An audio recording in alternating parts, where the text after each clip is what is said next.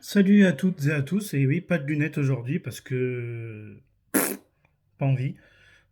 Comme convenu, je vous avais promis que je reviendrai sur une petite pépite de la PS2 et je vais vous la présenter. Voilà, Obscur, premier du nom. Bon, c'est à l'envers, hein, mais bon, voilà. C'est un peu con comme ça, mais au moins on lit quelque chose comme ça. Ce jeu est édité par Hydravision et Microïd. Oui, oui, Microïd, oui, oui, effectivement. Moi qui ai eu l'habitude de regarder les joueurs du grenier, les vidéos du joueur du grenier, ben, je suis assez surpris de voir que Microïd ait fait ce petit bijou, parce que c'est un bon jeu. Bon, il n'est pas très très long, mais bon, après tout, c'était de la PS2. Et quand on connaît pas le jeu, c'est à peu près 5 à 6 heures de jeu.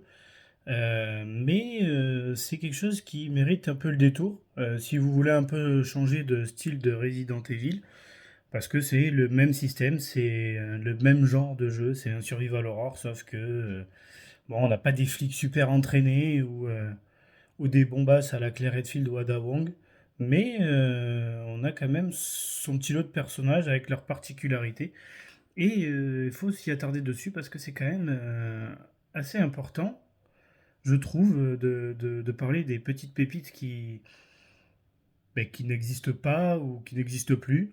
Alors il faut savoir que Obscure a eu une suite qui s'appelle Obscure 2, évidemment. Mais il y a un autre jeu Obscure qui s'appelle Obscure The Aftermath, qui nous montre ce qui s'est passé juste après la fin du jeu. Je vous le spoil pas, je vais juste vous parler un peu des mécanismes du jeu. Euh, voilà, on suit grosso modo après la cinématique d'introduction de Sum 41, hein, que voici tout de suite. Ou pas, parce que déjà, bon, ben, démonétisation, et puis ben, parce que je suis une grosse tanche en montage. Un jour, j'apprendrai, hein, je vous le dis, j'apprendrai, il n'y a pas de problème. Mais pour l'instant, je fais juste des vidéos pour m'amuser, comme ça. Si ça vous plaît, tant mieux. Parce que ben, au moins, ça montre que c'est authentique et qu'il n'y a pas de retouche. Donc, par moment, vous me verrez sûrement bafouiller, perdre mes mots, parce que déjà, j'ai pas de texte, hein. Et oui, je fais pas les vidéos comme tout le monde, j'écris pas mes textes à l'avance. Voilà, et c'est des choses que j'ai pas trop envie de faire pour l'instant parce que j'ai envie que ce soit assez authentique. Et bah, dites-moi si vous préférez comme ça ou s'il y a un récit derrière pour que je puisse. Bah, si ça pour vous ça me permet de m'améliorer, dites-moi. Voilà, il n'y a pas de. Tout en restant respectueux et courtois dans vos commentaires évidemment. Voilà. Bon, du coup, revenons à Obscure. Ben, en gros, c'est un jeu dans une école, dans un lycée plus précisément, dans un high school. Ouais, ça pète quand tu dis ça comme ça à l'américaine. Mais voilà, c'est dans un lycée. En fait, on suit 5 lycéens et l'un d'eux disparaît. Donc, du coup, ben, les 4 autres lycéens partent à sa recherche. Et comment dire, le jeu est assez particulier. Chaque personnage a une compétence spéciale, entre guillemets. Il n'y a pas de système de RPG ou quoi que ce soit. C'est un survival horror pur. Vous avez des armes, des monstres, qui, je pense, est détaillé dans le jeu, hein, mais je n'ai plus le nom en tête et j'y ai pas rejoué depuis un petit moment. C'est juste que j'avais envie de vous le présenter, ce jeu. Intéressant au plus haut point. Les énigmes sont, on va pas dire extrêmement travaillées, mais elles sont à un niveau de Resident Evil, quoi. Elles sont pas exceptionnelles, mais elles sont pas dégueulasses non plus, faut le reconnaître. Voilà, on a un personnage qui veut devenir journaliste, donc bah, quand on appuie sur la touche triangle, en général, il te dit qu'il reste un objet. T'en as une qui, on ne sait pas trop quoi en fait, on sait pas trop ce qu'elle fait. Elle donne des conseils, mais ils servent à rien parce que t'as un personnage similaire. Donc du coup, elle est inutile, hein. Moi, je l'ai jamais prise.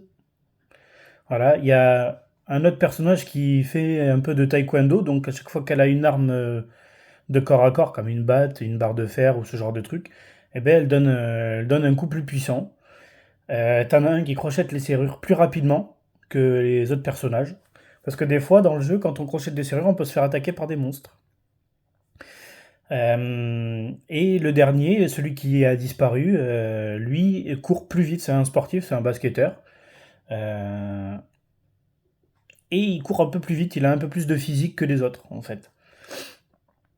ce qui lui permet d'encaisser un peu mieux les dégâts des monstres et des boss. Parce que oui, il y a quand même des boss ici.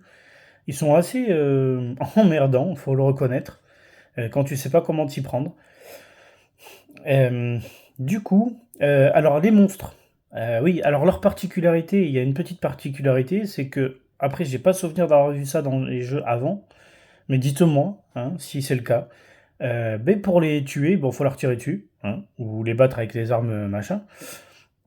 Mais ils ont une faiblesse à la lumière, donc au début du jeu, c'est intéressant de le savoir, parce que du coup, tu vas casser toutes les vitres pour être sûr que ces ennemis t'emmerdent le moins possible. Et c'est pratique pour économiser des munitions, hein. Parce que oui, vous pouvez vous soigner si vous êtes blessé avec des trousses de soins classiques, ou alors de l'énergie drink, ça s'appelle dans le jeu, dans mes souvenirs. Pour sauvegarder, vous avez tout simplement des CD à récupérer. Voilà, ça fait un peu office de ruban encreur, hein, pour ceux qui jouaient au premier Resident Evil.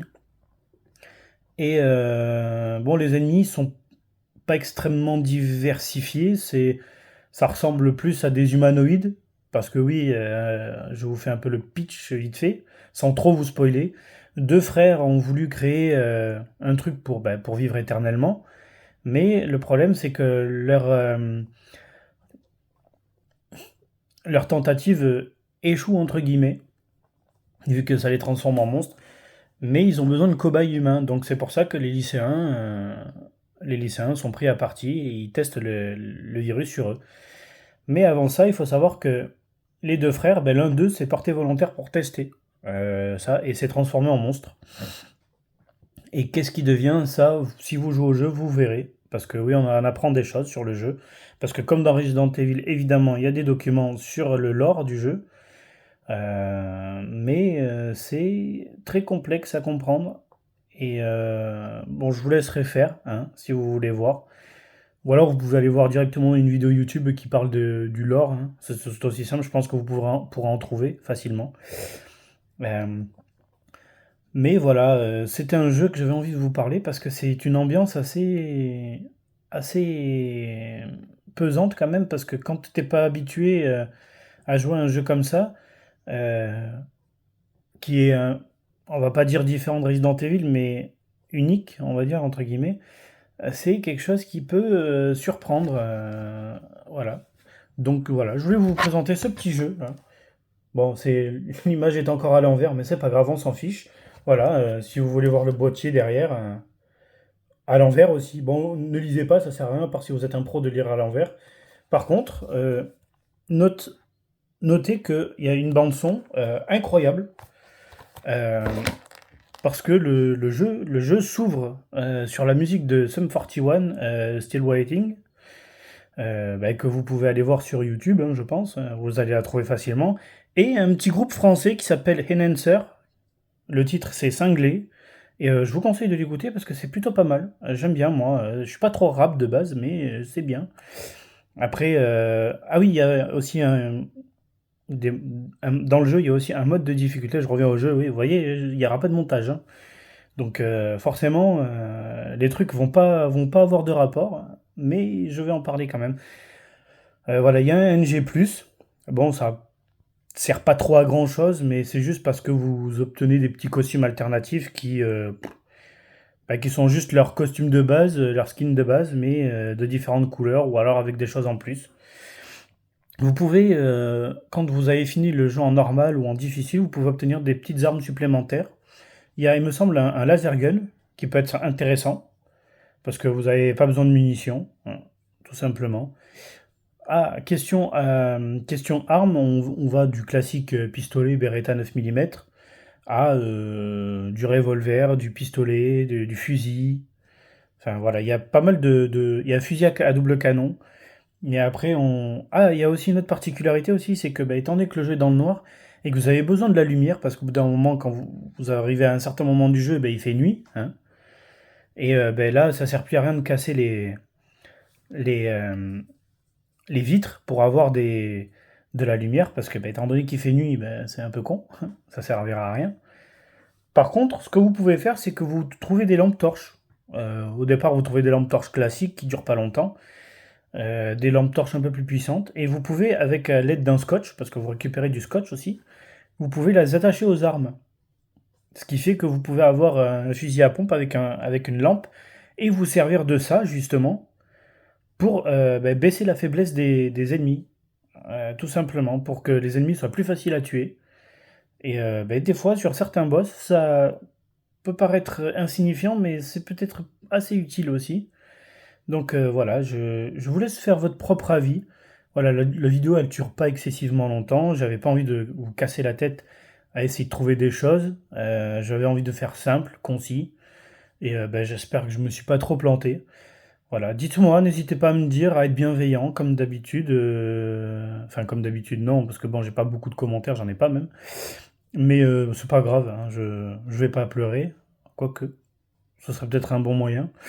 Non, plus sérieusement, faites-vous votre avis, et puis sur ce, bonne chance et à la prochaine.